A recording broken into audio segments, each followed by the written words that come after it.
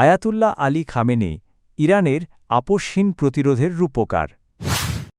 ইরানের বিরুদ্ধে পদক্ষেপে সৌদিকে পূর্ণ সমর্থনের আশ্বাস ট্রাম্পের।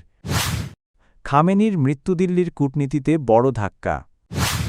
সংঘাতের কেন্দ্রবিন্দু হয়ে উঠতে পারে হরমুজতেলের বাজারে যে প্রভাব ফেলবে।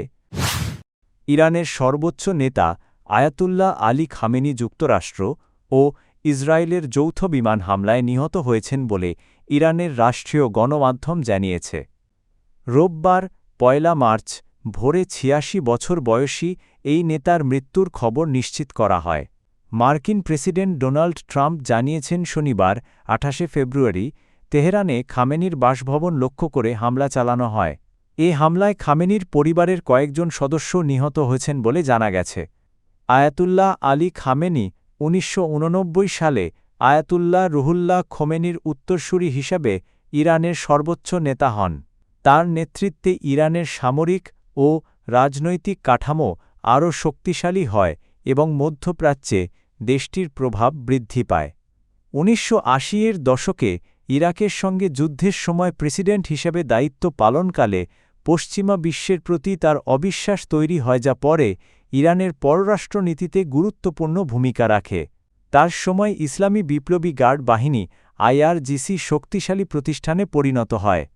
দীর্ঘ শাসনামলে তিনি একদিকে রাষ্ট্রীয় ক্ষমতা সুসংহত করেন, অন্যদিকে বিভিন্ন সময় অভ্যন্তরীণ বিক্ষোভ ও আন্তর্জাতিক চাপের মুখেও পড়েন।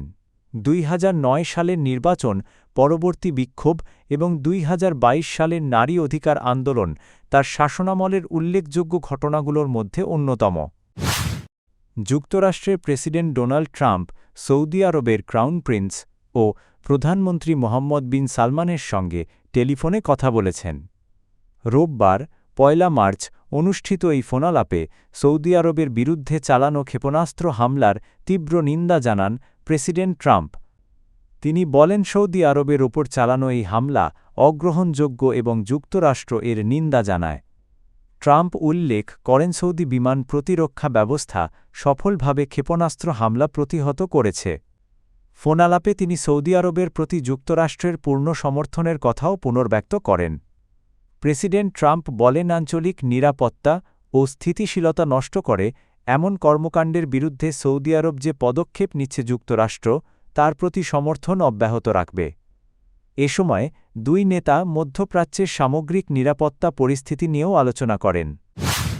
যুক্তরাষ্ট্র ও ইসরায়েলের যৌথ হামলায় ইরানের সর্বোচ্চ নেতা আয়াতুল্লাহ আলী খামেনি নিহত হয়েছেন বলে আন্তর্জাতিক বিভিন্ন সূত্রে খবর প্রকাশিত হয়েছে। এ ঘটনার পর মধ্যপ্রাচ্যে নতুন করে উত্তেজনা ছড়িয়ে পড়েছে এবং আঞ্চলিক পরিস্থিতি নিয়ে উদ্বেগ দেখা দিয়েছে। খামেনির মৃত্যুর পর যুক্তরাষ্ট্র ও ইসরায়েলে ইতিবাচক প্রতিক্রিয়া দেখা গেলেও ভারতে তৈরি হয়েছে গভীর উদ্বেগ। কূটনৈতিক বিশ্লেষকদের মতে ইরানের নেতৃত্বে পরিবর্তন ভারতের পররাষ্ট্রনীতিতে গুরুত্বপূর্ণ প্রভাব ফেলতে পারে। ভারত সরকার এখন পর্যন্ত ইসরায়েল-ইরান সংঘাতে নিরপেক্ষ অবস্থান বজায় রেখেছে। প্রধানমন্ত্রী নরেন্দ্র মোদীর সরকার শান্তি ও সংযম বজায় রাখার আহ্বান জানিয়েছে, কারণ ইসরায়েল ও ইরান দুই দেশই ভারতের গুরুত্বপূর্ণ অংশীদার। ইরান দীর্ঘদিন ধরে ভারতের কৌশলগত অংশীদার হিসেবে বিবেচিত।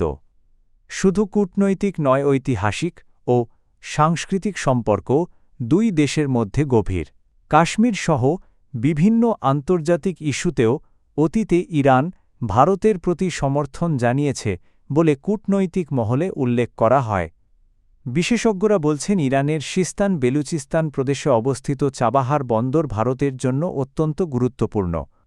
এই বন্দর ব্যবহার করে ভারত পাকিস্তানকে এড়িয়ে আফগানিস্তান ও মধ্য এশিয়ার দেশগুলোর সঙ্গে বাণিজ্য পরিচালনা করে। মধ্যপ্রাচ্যে ইরান, ইসরায়েল ও যুক্তরাষ্ট্রের মধ্যে ক্রমবর্ধমান সামরিক সংঘাত বিশ্ব তেলের বাজারে বড় ধরনের প্রভাব ফেলতে পারে বলে আশঙ্কা করছেন বিশেষজ্ঞরা। সিএনএনের এক বিশ্লেষণে বলা হয়েছে, এই সংঘাতের কারণে জ্বালানি তেলের সরবরাহ ব্যবস্থা বিঘ্নিত হওয়ার ঝুঁকি তৈরি হয়েছে, যা বিশ্ব অর্থনীতিতে নেতিবাচক প্রভাব ফেলতে পারে। বিশেষজ্ঞরা বলছেন, সংকটের কেন্দ্রবিন্দু হতে পারে কৌশলগতভাবে গুরুত্বপূর্ণ হরমুজ প্রণালী। এই জলপথ দিয়ে প্রতিদিন বিশ্বের মোট জ্বালানি তেলের প্রায় 1/5 পরিবহন করা হয়। যদি ইরান হরমুজ প্রণালীতে জাহাজ চলাচল বন্ধ করে দেয় বা বাধা সৃষ্টি করে তাহলে বিশ্ববাজারে তেলের সরবরাহ কমে যেতে পারে। এতে অপরিশোধিত তেলের দাম দ্রুত বাড়ার আশঙ্কা রয়েছে। বিশ্লেষকদের মতে তেলের দাম বাড়লে বিশ্বজুড়ে জীবনযাত্রার ব্যয় ও মুদ্রাস্ফীতি আরও বৃদ্ধি পেতে পারে। বর্তমান পরিস্থিতিতে বিনিয়োগকারীরা তেলের বাজার নিবিড়ভাবে পর্যবেক্ষণ করছেন। বিশেষজ্ঞরা সতর্ক করেছেন তেলের খনি বা শোধনাগারে সরাসরি হামলা হলে পরিস্থিতি আরও জটিল হয়ে উঠতে পারে।